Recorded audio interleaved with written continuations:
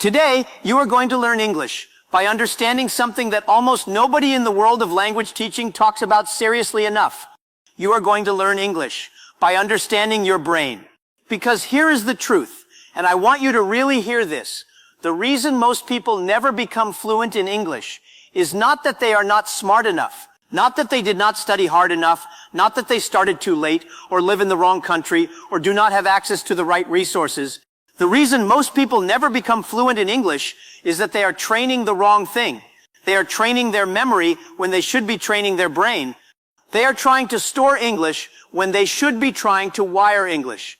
And today, I am going to show you exactly what the difference is and exactly what you need to do to start training your brain, not just your memory to speak English fluently, automatically, and naturally. Before I say anything else, I want to tell you something about my own brain. When I was a child, my brain was wired entirely for one language. That was the only language my family spoke, the only language my school used, the only language the streets and the markets and the radio in our house spoke back to me. My brain, in those early years, was a beautifully organized system for one language and one language only. Every thought I had, every feeling I experienced, every story I told myself about who I was and what the world meant, all of it ran through a single linguistic channel. And then one day, I decided to build a second channel. Not because someone told me to, not because a school required it, because I looked at the world around me and I understood, with the clarity that sometimes only comes to a child, that there were people I could not yet reach, and conversations I could not yet have, and opportunities I could not yet see, and that all of it was separated from me by a single barrier, the English language.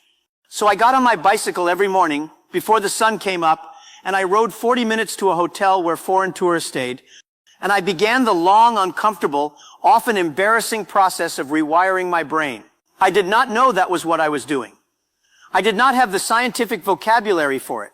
But looking back now, I understand that every conversation I forced myself into, every mistake I made and recovered from, every moment of confusion and breakthrough and laughter and frustration, all of it was literally changing the physical structure of my brain, building new connections, strengthening new pathways, creating, slowly and then suddenly, a second channel through which the world could flow. This is what I want for you. Not just more English words in your head. A new channel in your brain. And today I am going to tell you how to build it. Let us start with something that scientists have understood for decades, but that most language teachers have been slow to apply. The brain learns through repetition, but not the kind of repetition most people think of when they hear that word. Most people think repetition means doing the same thing many times, writing a word 50 times on a piece of paper, or repeating a grammar rule until you can recite it perfectly. This kind of repetition does strengthen certain types of memory, but it does not build the kind of automatic, fluent language production that real English communication requires. The repetition that builds fluency is different. It is varied repetition. It is encountering the same word or structure in many different contexts, many different situations, many different emotional registers, until the brain stops treating it as new information to be processed and starts treating it as known territory to move through automatically. Think about driving a car. When you first learned to drive, you had to think consciously about every single action, how much pressure on the accelerator, when to check the mirror, how to judge the distance between your car and the one in front. Every action required deliberate attention. And now, if you have been driving for a few years, most of those actions happen without any conscious thought at all. You hold a conversation, you listen to music, you think about something completely unrelated to driving, and your hands and feet are doing exactly the right things at exactly the right moments without your conscious mind being involved at all. This is what neuroscientists call automaticity. And automaticity is exactly what fluent English speaking feels like. The words come without searching for them. The grammar assembles itself without you choosing each piece. The sentences arrive whole, not built piece by piece. You cannot achieve this through studying alone. Studying builds knowledge. But automaticity is built through practice, specifically through a particular kind of practice that I want to describe to you now, because understanding this kind of practice is the central key to everything else we are going to talk about today. The kind of practice that builds automaticity in language is called output practice. Output means producing language, speaking or writing, as opposed to input, which means receiving language through listening or reading. Most language learners spend the vast majority of their time on input. They listen to podcasts, they watch videos, they read articles and books, and input is genuinely important. I will talk about that more in a moment. But input alone, no matter how much of it you do, will not make you a fluent speaker, because speaking is a performance skill, and performance skills are only built through performance. A musician who only ever listens to music and never plays an instrument will never become a musician, no matter how many hours they spend listening. A swimmer who only ever watches swimming will drown the moment they enter the water. And a language learner who only ever consumes English but never produces it will freeze the moment a native speaker asks them a simple question. So output practice is essential, but it has to be the right kind of output practice. And here is where most people make their second big mistake. They practice output only when they feel ready. They study and prepare and plan. And then, when they feel sufficiently prepared, they attempt to speak. But the preparation never feels complete enough. There's always one more grammar point to review, one more vocabulary set to learn, one more episode to watch before they feel ready to open their mouth. And so the output practice keeps getting postponed, and the fluency keeps getting delayed, and the gap between where they are and where they want to be stays exactly the same width year after year. The truth is that the brain does not learn to speak English by getting ready to speak English. It learns by speaking English before it is ready. The discomfort of speaking before you are fully prepared, the search for words, the imperfect sentences, the moments of genuine struggle is not an obstacle to learning. It is the learning. Every time your brain has to reach for a word it is not completely sure of, it strengthens the pathway to that word. Every time you construct a sentence without being certain the grammar is right, you give your brain feedback that it uses to calibrate future sentences. Every mistake is data, and data is what the brain uses to build fluency. I want to tell you about a specific morning at the hotel that I have thought about many times since. I had been going there for perhaps 3 years at that point. My English was improving, but slowly. I still made many mistakes. My pronunciation was still sometimes difficult for people to understand. And one morning a man arrived, an older man, an academic from a country I had never visited, and we began to talk. And I remember clearly the moment when something shifted. We were talking about history, about the relationship between different countries, about the way the past shapes the present, and I realized that I was not searching for words anymore. I was thinking the thoughts and the English was coming, not perfectly, but continuously, without the gaps and the panic that I was used to. I was not translating, I was speaking. For the first time, I was genuinely speaking English rather than performing it. That morning was not an accident. It was the result of 3 years of daily practice, of thousands of small, uncomfortable moments, of a brain that had been slowly, invisibly building new pathways every single day. That morning, enough pathways had been built, and something crossed a threshold that I had not even known was there. Your brain has that threshold too. And the question is only how quickly you want to reach it. Let me talk about something called spaced repetition, because this is one of the most important concepts in brain-based language learning and one of the most misunderstood. Most people, when they encounter a new English word, learn it once and then either remember it or forget it. If they forget it, they might encounter it again by chance or they might not. This is how passive learning works, and it is extremely inefficient. The brain has a forgetting curve. Without any reinforcement, most new information is lost within days, within a week. Up to 80% of what you learned in a single study session can be gone. This is not a flaw in your brain, it is a feature. The brain is constantly making decisions about what to keep and what to discard based on signals about what is important and what is not. And the most powerful signal of importance is repetition over time. Spaced repetition is the practice of reviewing information at specific intervals that are timed to catch the memory just before it fades. You encounter a word today, you review it tomorrow, then in 3 days, then in a week, then in 2 weeks. Each time you successfully recall the word, the interval before the next review gets longer, because the brain needs less prompting to keep information that has already been retrieved successfully multiple times. Over time, the word moves from short-term memory to long-term memory to something deeper still, something that feels less like memory and more like knowledge that simply is. The word becomes part of you in the same way that your own name is part of you. You do not remember your name, you know it. That is where you want your English vocabulary to live. Not in the filing cabinet of memory. in the fabric of who you are. There are applications that use spaced repetition algorithms to manage this process for you, but you do not need an application. You can do it yourself with a simple notebook. Write down every new English word or phrase you encounter every day. Review the words from 3 days ago, a week ago, 2 weeks ago. Spend no more than 10 minutes on this review. The consistency matters far more than the duration. 10 minutes every day for a year will do more for your English vocabulary than 5 hours on a single Saturday, and the science of memory is entirely clear on this point. Now I want to talk about something that is related to brain training, but that lives in the body as well as the mind, which is the physical act of speaking. Most people think of language as a purely mental activity. Words exist in the mind, sentences are assembled in the mind, and then the mouth delivers them to the outside world. But this is not quite right. Speaking is a physical skill as much as it is a cognitive one. The mouth, the tongue, the lips, the jaw, the breath, all of these are muscles and mechanisms that need to be trained, specifically trained, to produce the sounds of English. And for speakers of languages whose sounds are significantly different from English, this physical training is not optional. It is absolutely necessary. English has sounds that do not exist in many other languages.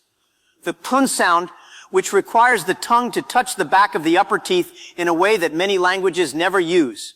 The difference between the short I sound in ship and the long E sound in sheep, which in English changes the meaning completely, but in many other languages sounds almost identical. The way English words often run together in natural speech. So that would you becomes would ya, and going to becomes gonna, and want to becomes wanna. These are not errors that native speakers make. They are features of natural spoken English that every fluent speaker uses automatically.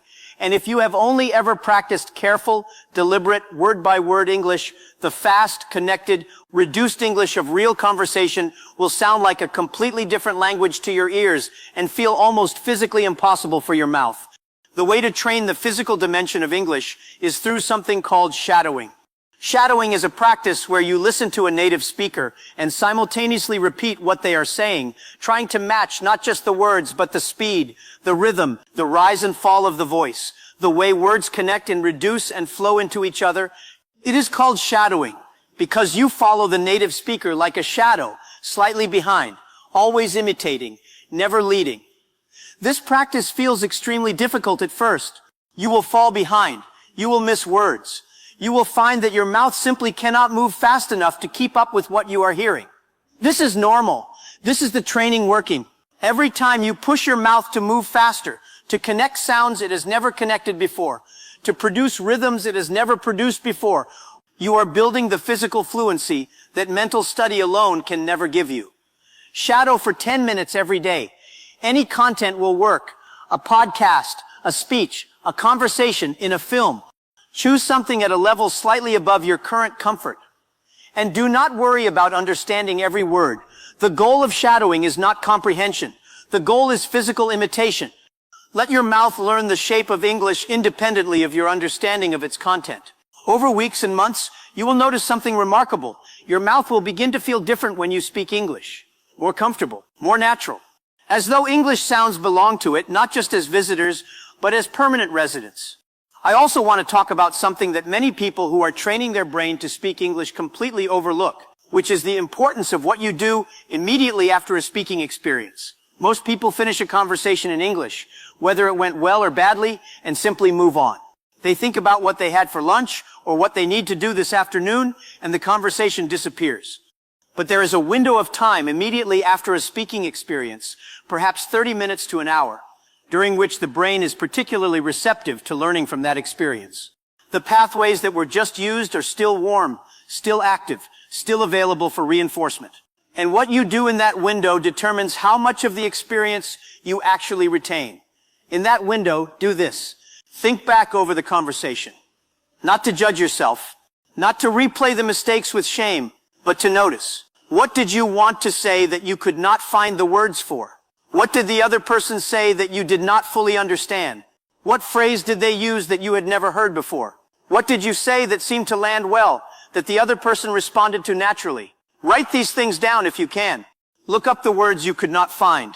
Say the phrases you want to remember out loud. several times, right now, while the context is still fresh. This practice of deliberate reflection, immediately after output, transforms a single conversation into multiple learning events. It doubles, sometimes triples, the value of every English interaction you have. And there is one more thing I want to say before I close. Something that sits underneath everything else we have talked about today. Something that is both the simplest and the most difficult part of training your brain to speak English. It is this. You have to believe that your brain can do it.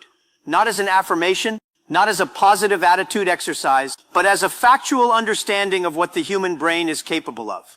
Because the brain is not fixed. It is not finished. It does not stop growing and changing and rewiring at any age for any person in any circumstance. This is one of the most important scientific discoveries of the last 30 years, the discovery of neuroplasticity, the understanding that the brain physically changes in response to experience throughout the entire human lifespan. Every new language skill you practice is not just a memory you are storing. It is a physical change in the structure of your brain. New connections are forming. New pathways are strengthening. New territory is being claimed. I was not born with an English brain. Nobody is. The boy who rode that bicycle in the cold, dark morning had a brain wired entirely for one language, with no particular aptitude for English, with no resources, with no guarantee of success. What that boy had was the willingness to show up every day and put his brain in contact with English, real English, messy and imperfect and alive, until the brain had no choice but to begin changing, until the pathways formed, until the threshold was crossed, until the morning came when the words arrived without searching, and the sentences flowed without forcing. And for the first time, the language did not feel like something he was carrying, but something he was moving through. That morning is waiting for you. Your brain is already beginning to change. Every English word you have ever heard, every sentence you have ever understood, every conversation you have ever managed, however imperfectly, all of it has already built something inside you. The pathways already exist. They are just not yet strong enough to carry the full weight of fluent speech.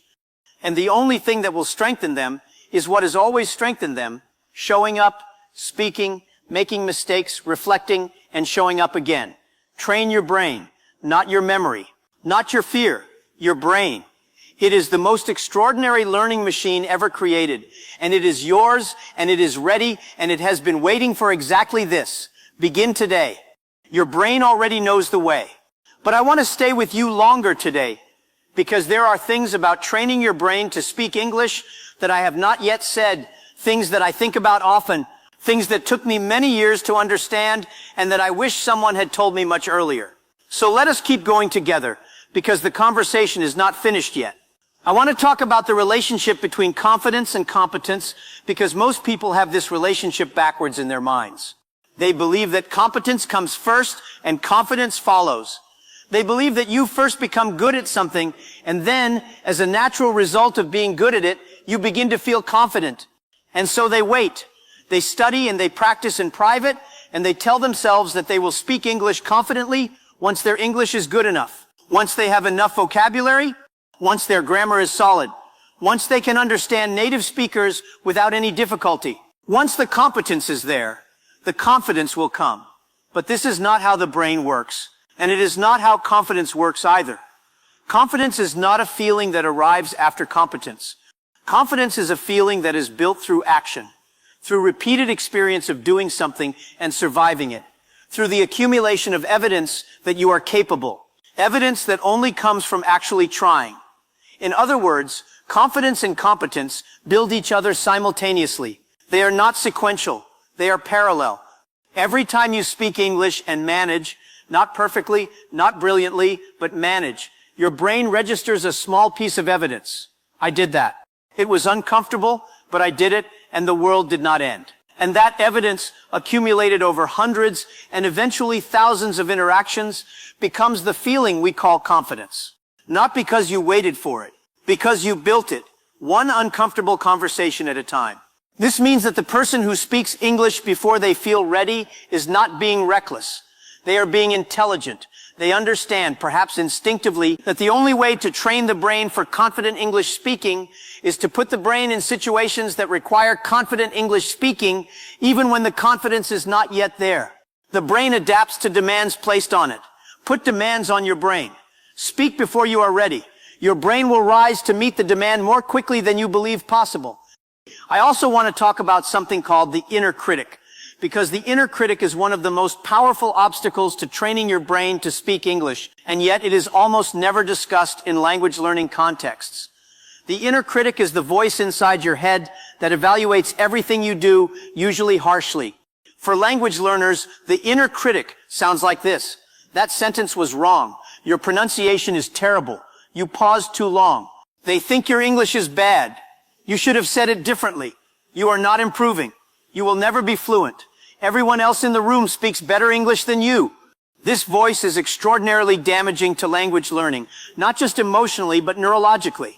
When the inner critic is loud and active, it consumes cognitive resources that your brain needs for the actual task of speaking. It is like trying to drive a car while someone in the passenger seat is constantly shouting criticism at you. Not only is it unpleasant, it genuinely makes you a worse driver because your attention is divided. The same is true for speaking. When part of your brain is simultaneously speaking English and harshly evaluating the English it is producing, both activities suffer. The speaking becomes more hesitant, more fragmented, more error-prone, which then gives the inner critic more material to work with, which makes the speaking worse still. It is a downward spiral that every English learner knows intimately. The way out of this spiral is not to silence the inner critic entirely.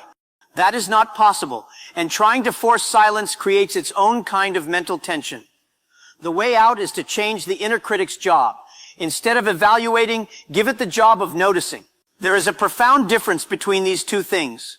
Evaluating says that was wrong, you failed, you are not good enough. Noticing says that sentence was different from how a native speaker would say it. Interesting. I will pay attention to that. Noticing is curious. It is interested. It is on your side. And it gives your brain the feedback it needs to improve without the emotional damage that evaluation creates. Every time you catch the inner critic evaluating, gently redirect it. You are not here to judge. You are here to notice. And what do you notice? Let me now say something about the people around you and the role they play in training your brain to speak English, because this is something that is deeply underestimated. The people you speak English with are not just conversation partners. They are training partners. And like all training partners, they can either accelerate your development or slow it down, depending on how they engage with you. The training partners who accelerate your development are the ones who listen to what you mean rather than how you say it, who respond naturally, treating your imperfect English as sufficient for genuine communication rather than as a problem to be corrected, who use natural English themselves without slowing down excessively or simplifying so much that you are no longer hearing real language, who occasionally, gently, and naturally model the correct version of something you said imperfectly, not by stopping the conversation to give a lesson, but by responding in a way that includes the correct form. If you say, yesterday I go to the market, the ideal training partner says, oh, you went to the market, what did you get? Continuing the conversation naturally while including the correct form went in a way that your brain registers without the conversation ever stopping.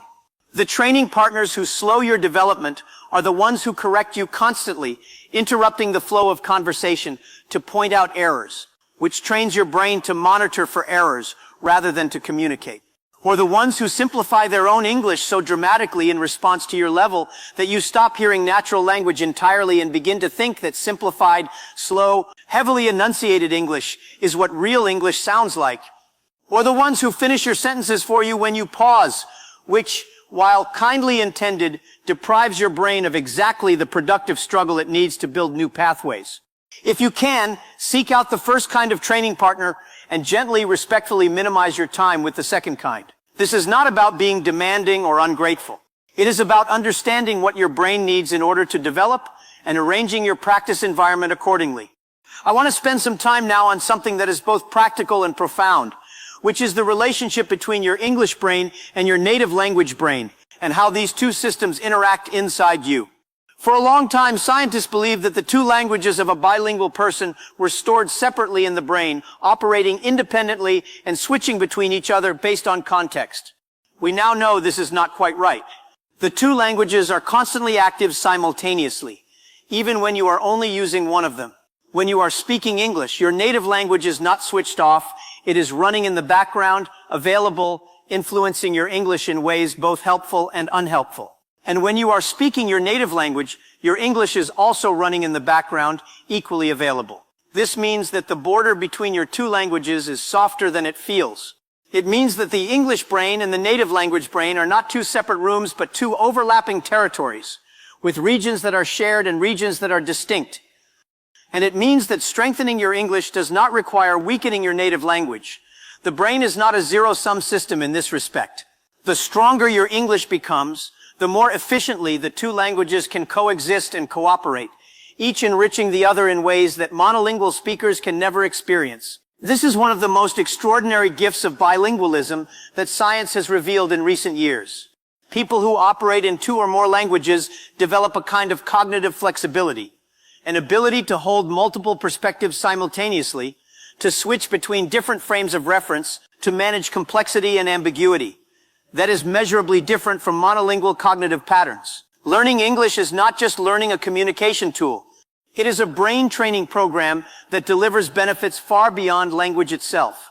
The discipline of managing two linguistic systems simultaneously makes the brain more agile, more adaptable, more creative. Every day that you practice English, you are not just building language, you are building a better brain.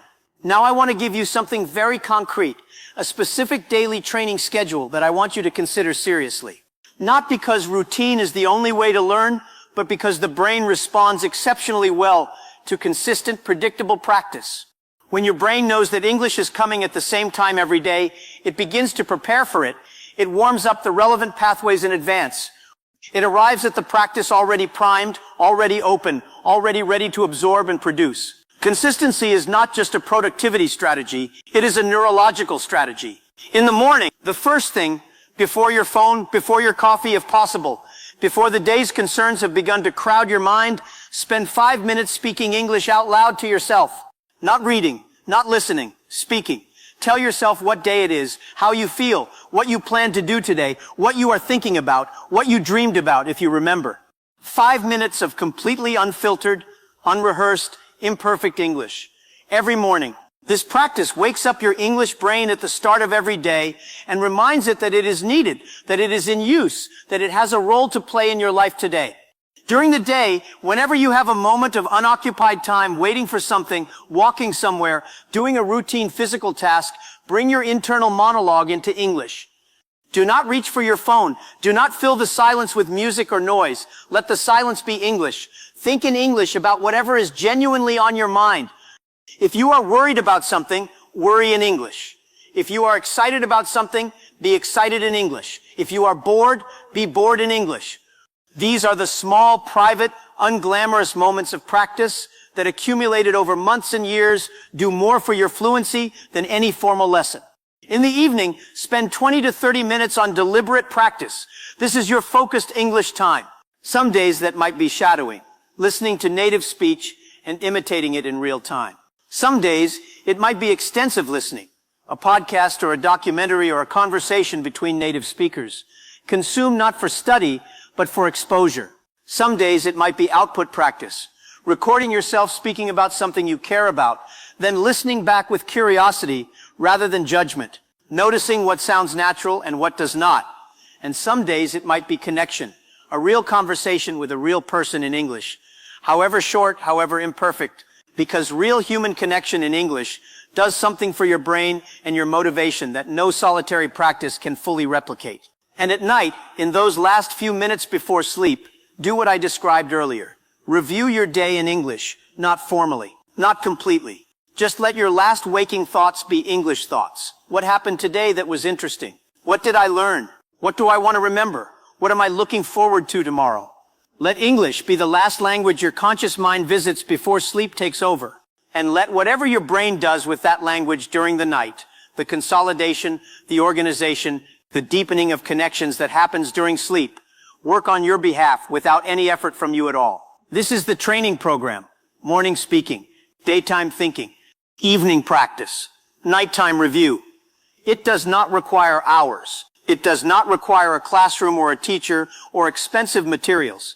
It requires only your brain and your commitment, and the understanding that every day you do this, something is being built that cannot be seen yet, but is absolutely, definitively, irrevocably there. I want to close this second part of our time together with something that I believe is the deepest truth about training your brain to speak English, something that goes beneath the neuroscience and beneath the practical strategies and beneath everything else I have said today. It is this: language is not just a skill. Language is identity. The English you are building is not just a tool you are adding to a toolkit. It is a new way of being yourself in the world. And the resistance you sometimes feel, the fear, the procrastination, the sense that fluency is always just out of reach, is not just the resistance of a brain facing a difficult task. It is sometimes the resistance of a person facing a transformation. Because becoming someone who speaks English fluently is not the same as remaining who you are, but with an additional skill. It is becoming a slightly different person, a larger person, a person who inhabits more of the world than before. This transformation is worth the discomfort. It is worth the embarrassing mistakes and the frustrating plateaus and the mornings when the practice feels pointless and the progress feels invisible. Every person who has ever crossed the threshold into genuine English fluency will tell you the same thing, if you ask them honestly. It was worth it. Not because of the opportunities it opened, though those are real. Not because of the people it allowed them to reach, though those connections are precious. But because of who they became in the process.